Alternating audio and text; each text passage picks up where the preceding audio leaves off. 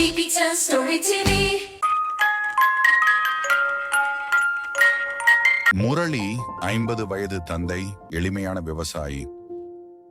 மகள் சந்தியா 22 வயது, கல்வியில் முனைந்தவள், மருத்துவ கல்லூரி படிக்கும் மாணவி.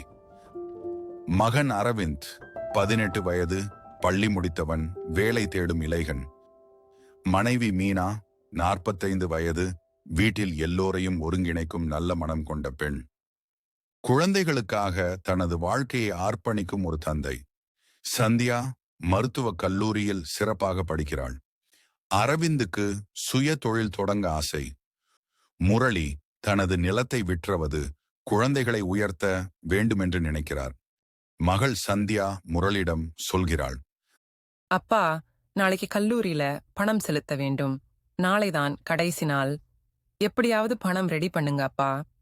ஆனால் முரளிக்கோ இம்முறை விவசாயத்தில சரியான விளைச்சல் இல்லை. முரளி மனைவியை பார்த்து வருத்தம் படுகிறான். இப்ப என்ன பண்றது? மகளுக்கு எப்படியாவது பணம் கொடுக்க வேண்டும் என்று மனதுக்குள் யோசிக்கிறான். அந்த நேரத்தில் பங்காளிகள் முரளி நிலத்தை விற்குமாறு கோருகிறார்கள். முரளி அதைப்பதி தன் மனைவிடம் கேட்கிறான். மீனா, நிலம் இல்லாம நாம என்னதான் செய்ய முடியும்? நல்லா யோசனை பண்ணுங்க. குழந்தைகள் முன்னேறணும், அது முக்கியம். முரளி நிலத்தை விற்க முடிவு செய்கிறான்.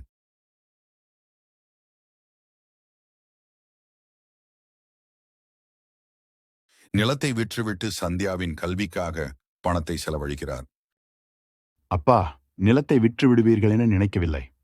கொஞ்சம் யோசிச்சிருக்கலாம். பரவாயில்லை அப்பா, அக்கா, படிப்புக்காகத்தான பார்த்துக்கலாம். கவலைப்படாதீங்க. உன் எதிர்காலத்திற்காக நான் எதையும் செய்ய தயாராக இருக்கிறேன். அரவிந்த் உறுதியாக முடிவு செய்கிறான், எப்படியாவது நிலத்தை மறுபடியும் அப்பாக்கு திருப்பி தரணும் என்று. கிராமத்தில் நிலத்தை வாங்கிய செட்டியார் ஒரு மோசடி வியாபாரி. நிலத்தை தொழில்துறையினரிடம் அதிக விலையில் விற்பனை செய்ய திட்டம் போடுகிறான். முரளி உண்மையை அறிந்து அதிர்ச்சி அடைகிறார். என்ன செய்யலாம்? சந்தியா மருத்துவ கல்வி முடித்து பணியில் சேர்கிறாள். அரவிந்த் தனது முயற்சியால் தொழில் தொடங்குகிறான். அவர்கள் தந்தைக்கு உதவ முனைகிறார்கள். அப்பா, நீ எங்களை உயர்த்தியதற்கு நாங்களும் உங்களுக்கு எதையாவது செய்யணும். செட்டியார் எதிர்ப்பை காட்டுகிறான். ஆனால் கிராம மக்கள் அவரை எதிர்க்க தொடங்கினர். செட்டியார் வெறுவழி இல்லாமல் நிலத்தை தருவதாக சொல்கிறார். அப்பா, நீ எங்களுக்காக பல தியாகம் செய்தாய். இப்போது எங்களது கடமை.